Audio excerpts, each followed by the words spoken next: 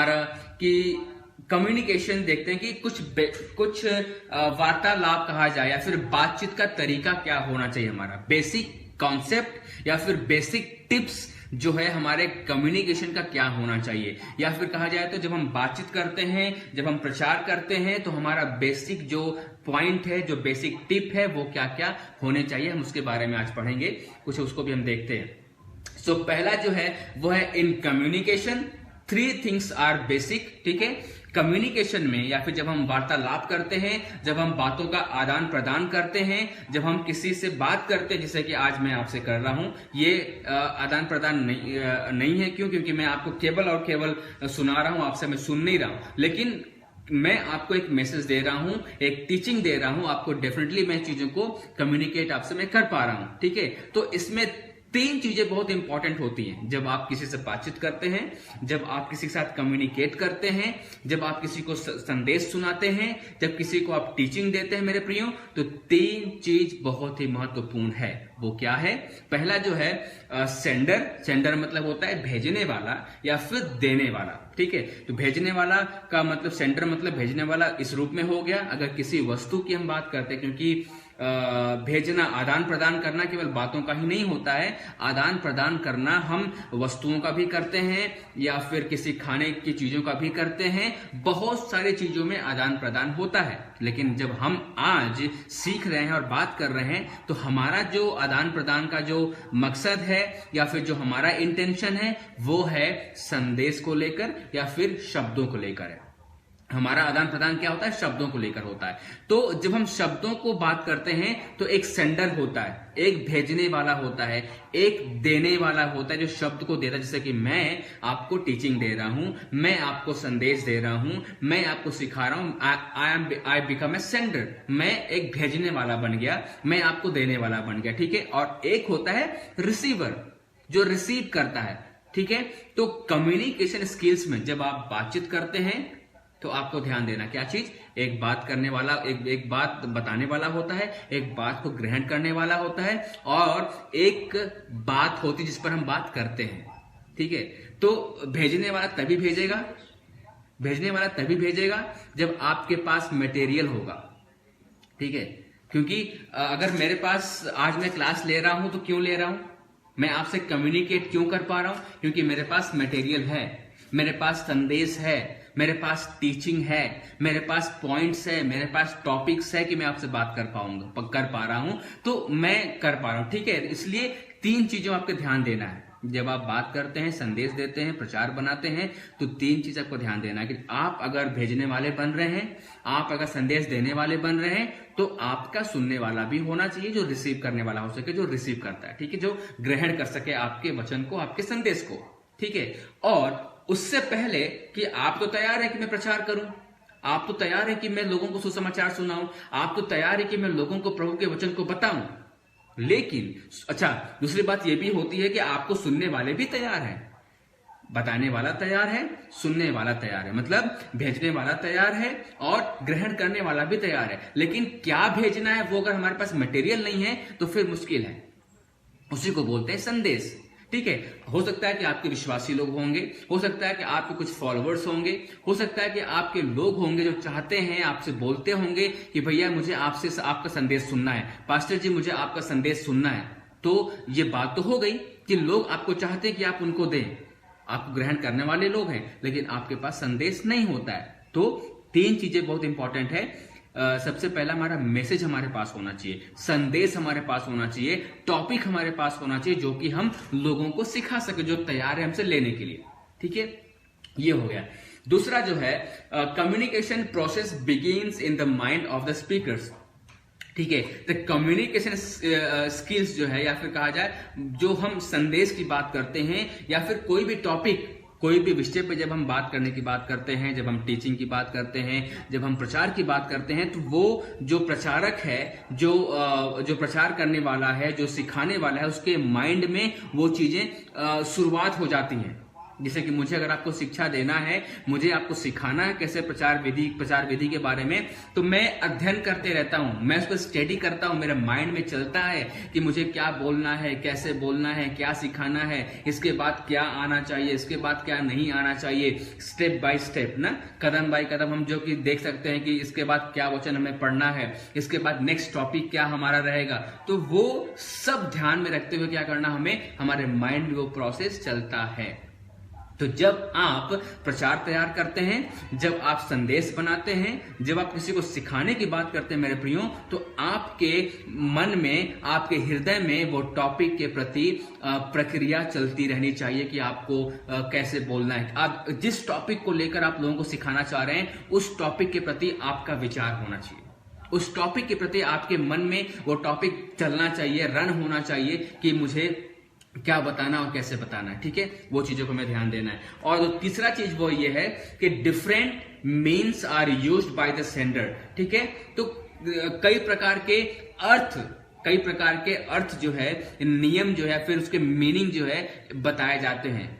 ठीक है, जब आप प्रचार करते हैं, कोई भी टॉपिक आप लेते हैं, तो उस टॉपिक में केवल एक ही एग्जाम्पल नहीं होता है, केवल एक ही उदाहरण आप नहीं देते हैं, केवल एक ही उसका अर्थ नहीं होता है। अगर यूहन्ना 3:16 हम ले लेते हैं फॉर एग्जाम्पल, अगर उदाहरण के रूप में यूहन्ना उसका 3:16 जब हम पढ़ते हैं, तो उसमें क्या लिखा गया है कि परमेश्वर ने जगत से ऐसा प्रेम रखा कि उसने अपना इकलौता पुत्र हमारे लिए दे दिया, ताकि जो कुछ पर विश्वास करे वो नाश ना हो परंतु अनंत जीवन पाए। तो ये हमने एक वचन ले लिया, इस पर टॉपिक हम बताने जा रहे हैं। तो इसका एक ही अर्थ नहीं है, इसके कई सारे अर्थ हो सकते हैं। ये परमेश्वर कई रूप में आपसे बातें कर सकता है इस विषय में। इसमें परमेश्वर अलग अलग तरीके से बात कर सकता है ना। आप पढ़ते हैं, आपको अलग अलग प्रभु बातें देगा, मैं पढ़ता हूं, प्रभु मुझसे अलग बातें करेगा, और कोई पढ़ता है, अभी आनंद मान जी हैं, उनसे प्रभु अलग तरीके से बात करेगा, लाल जी प्रसाद है, उनसे प्रभु अलग बातें करेगा। ठीक है, तो इस प्रकार से जब आप एक ही वचन को पढ़ते हैं, उसके कई अर्थ होते हैं जो कि पवित्र आत्मा से मिलता है। ठीक है, जब मैं अर्थ की बात कर रहा हूं,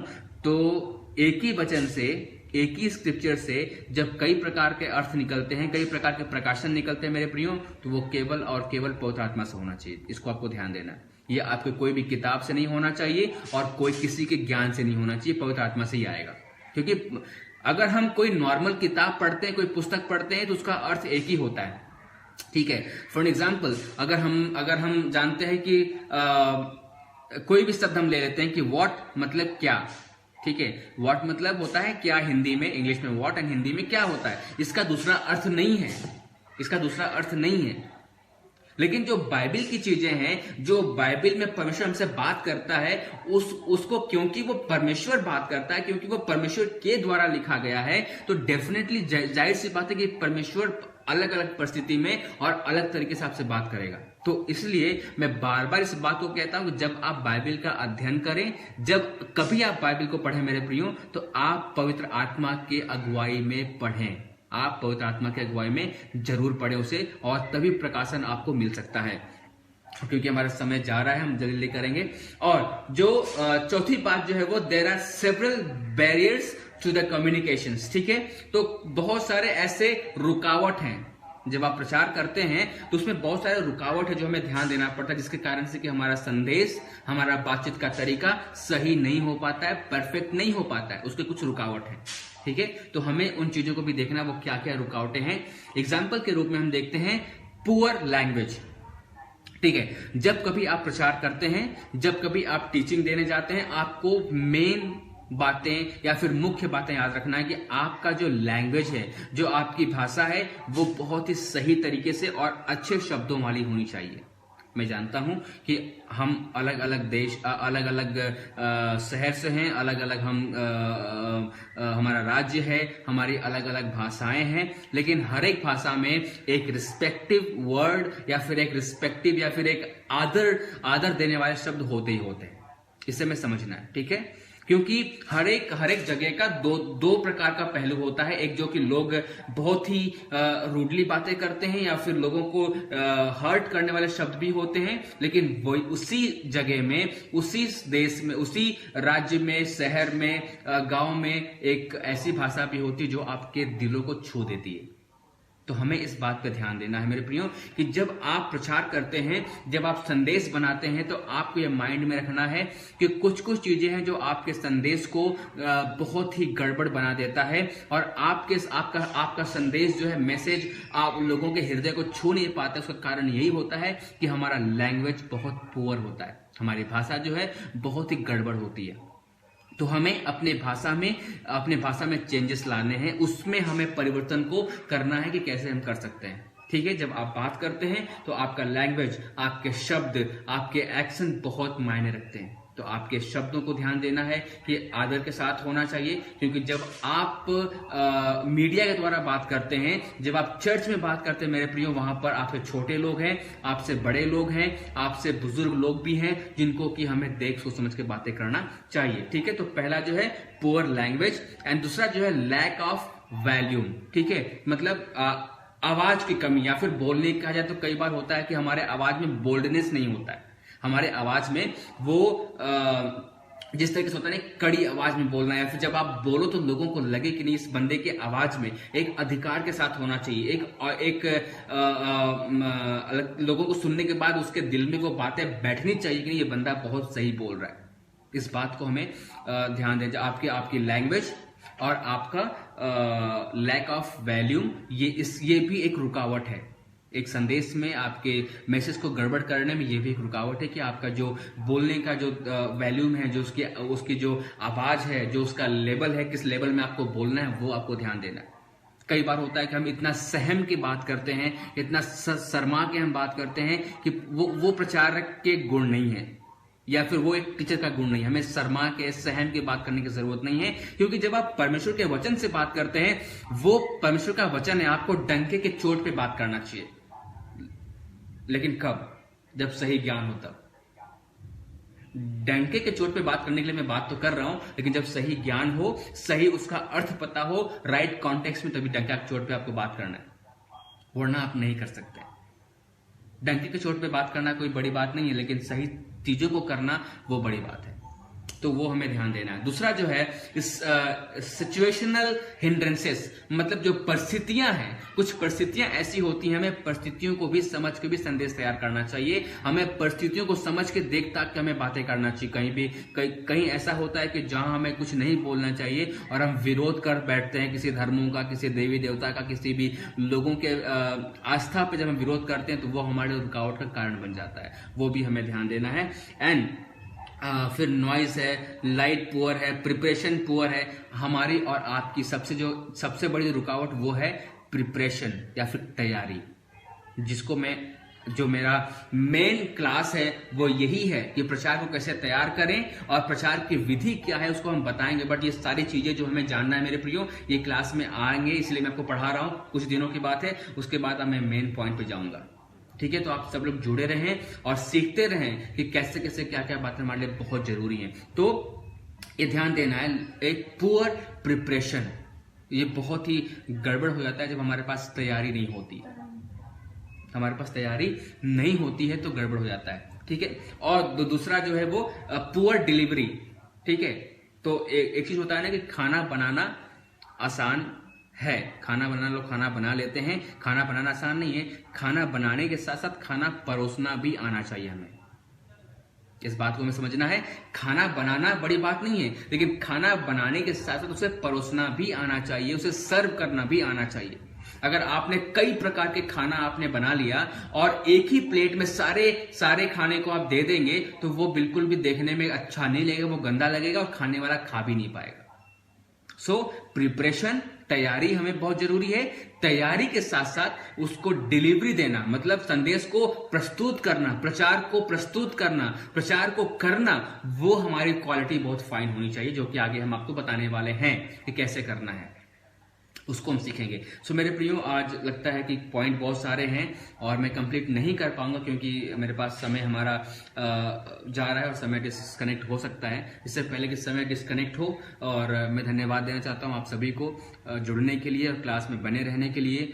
और आप सभी लोग कंटिन्यू जुड़ते रहें, प्रार्थना भी करें ताकि हम अपने जूम का सब्सक्रिप्शन ले सकें, जिसके द्वारा कि हम लंबे समय तक या फिर निश्चित रूप से हम बैठ सकें। ये डर हमें ना रहे कि कब हमारा जूम डिस्कनेक्ट हो सकता है, तो उसको लेने के लिए आप लोग प्रार्थना करें। दूसरी बात है कि आप लोग पढ़ते रहें, प्रभु में बढ़ते रहें, अध्ययन करें, पवित्र आत्मा के साथ अध्ययन करें। मैं बार बार कहता हूं, आप सबको सुने, सबकी सुने, लेकिन परमेश्वर की सुनना बंद ना करें। आप सबकी सुने, सबकी आप देखें मेरे प्रियो, लेकिन परमेश्वर की सुनने की भी कोशिश करें आप। परमेश्वर यूट्यूब में नहीं मिलेगा, परमेश्वर आपको फेसबुक पे नहीं मिलेगा, परमेश्वर आपको इंस्टाग्राम पे नहीं मिलेगा, परमेश्वर आपको व्हाट्सएप पे नहीं मिलेगा। परमेश्वर आपको जब आप अपने घुटने को टेकेंगे, जब आप बाइबल लेके बैठेंगे, तब आपको मिलेगा और तभी वो आपसे बातें करेगा। इसलिए आप परमेश्वर को यूट्यूब पे ना ढूंढें, परमेश्वर को आप फेसबुक पे ना ढूंढें, लेकिन अपने समय को व्यक्तिगत रूप से प्रभु के साथ जरूर आप बिताएं, उसके साथ आप बात करें। मेरा समय हो चुका है और आगे के कुछ पॉइंट्स और भी हैं जो मैं नेक्स्ट क्लास में आपको बताऊंगा। मेरे प्रिय जुड़े रहें, बने रहें। प्रभु आप सबको बहुत आयत की आशीष दे। और आइए हम प्रार्थना करें और अंत करेंगे। हम प्रभु हम धन्यवाद देते हैं, आपके नाम की महिमा करते हैं सुंदर समय के लिए जो आपने हमें दिया। प्रभु जो हमने सीखा है पिता प्रभु जी, आज हमारे साथ आप सहायता कर ताकि उसको हम समझ पाएं, सीख पाएं प्रभु जी, और अपने जीवन में लागू करने पाएं। प्रभु होने दे कि हम सारी बातों को समझने पाएं। परमेश्वर हर एक के साथ होइए, हर एक को आप ब्लेस कीजिए। धन्यवाद देते हैं, यीशु मसीह के नाम से इस प्रार्थना को मांगते हैं, आमीन एंड आमीन। मेरे प्रियो आप सभी को जय मसीह की। प्रभु आप सबको बहुत आयत की आशीष दे। आप सब जुड़े रहें, ऐसे ही बने रहें और सीखते रहें, क्योंकि परमेश्वर हमारा महान है, हमारी मदद करता है वो सीखने में। ठीक है, कोई भी सवाल आपके मन में हो मेरे प्रियो, तो आप सब प्लीज, मैं चाहता हूं कि आप सब लोग डरने की जरूरत नहीं है। आप कॉल करें, आप बात करें, किसी प्रकार का जो सवाल है आप मुझसे कर सकते हैं। कहीं से भी सवाल हो, बाइबल में से कहीं से भी सवाल हो, आप बात कर सकते हैं, या फिर मेरे टीचिंग में से कोई भी बातें जो आपको समझ में नहीं आती हैं, आप मुझसे पर्सनली कॉल करके बात कर सकते हैं। और दूसरी बात यह है कि कुछ कुछ बातें हैं जो आप चाहते हैं मुझसे सीखना, आप पर्सनली कॉल करके सीख सकते हैं। और मैं चाहता हूं पूछना